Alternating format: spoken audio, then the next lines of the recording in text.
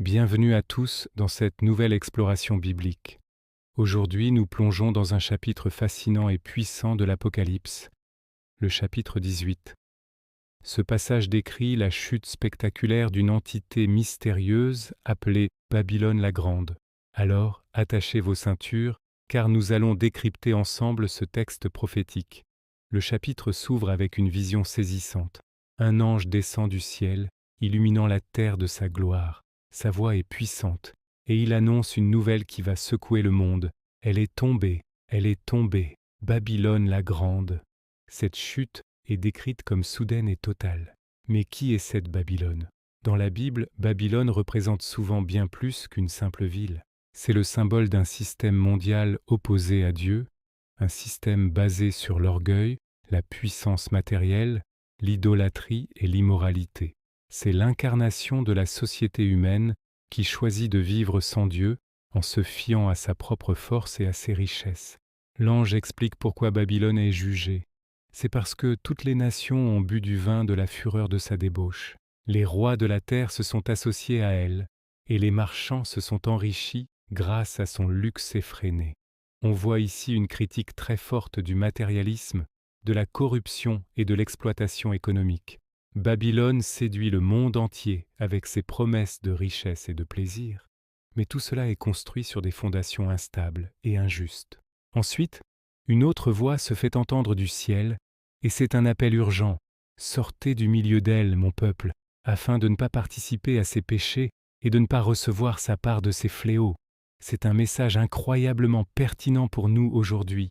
Il nous appelle à nous distinguer du système de valeurs du monde, à ne pas nous laisser corrompre par la recherche effrénée du pouvoir, de l'argent et du plaisir à tout prix.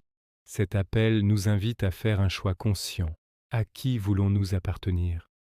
Au royaume de Dieu ou au système de Babylone? La description du jugement est terrible. En un seul jour, la mort, le deuil et la famine s'abattront sur elle, et elle sera consumée par le feu. Sa chute est aussi rapide que son ascension a été orgueilleuse. Elle qui disait dans son cœur « Je suis assise en reine, je ne suis pas veuve, et je ne verrai jamais le deuil », se retrouve soudainement anéantie. C'est un avertissement puissant contre l'arrogance et l'autosuffisance. La suite du chapitre nous montre les réactions à cette chute. On assiste à une triple lamentation. D'abord, les rois de la terre, qui avaient profité de son pouvoir, pleurent et se lamentent en voyant la fumée de son incendie. Ils se tiennent à distance, effrayés par son tourment. Leur alliance avec Babylone leur a apporté une puissance temporaire, mais maintenant, ils sont témoins de sa destruction sans pouvoir rien y faire. Ensuite, ce sont les marchands qui pleurent. Leur source de richesse a disparu. Le texte énumère une liste impressionnante de marchandises.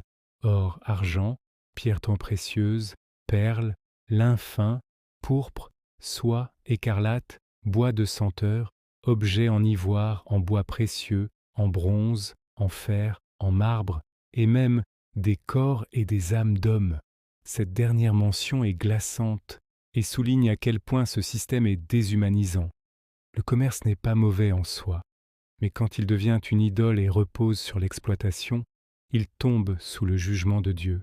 Enfin, les marins, les pilotes et tous ceux qui vivent du commerce maritime se lamentent aussi. Ils jettent de la poussière sur leurs têtes et crient en voyant la ruine de la grande ville qui les a tous enrichis.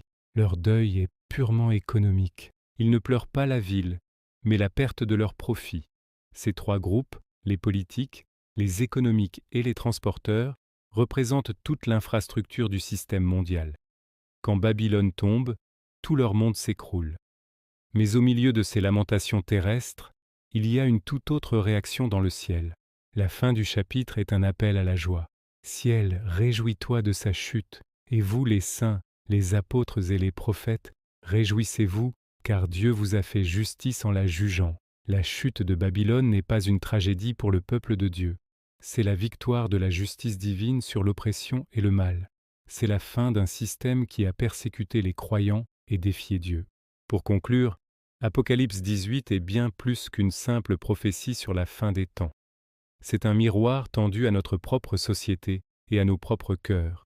Où plaçons-nous notre sécurité? Dans les richesses matérielles, le pouvoir, le statut social, ou en Dieu. Ce chapitre nous rappelle que tous les empires humains, aussi puissants soient-ils, sont éphémères. Seul le royaume de Dieu demeure éternellement. C'est un appel à la vigilance, à la sagesse et à placer notre espérance au bon endroit.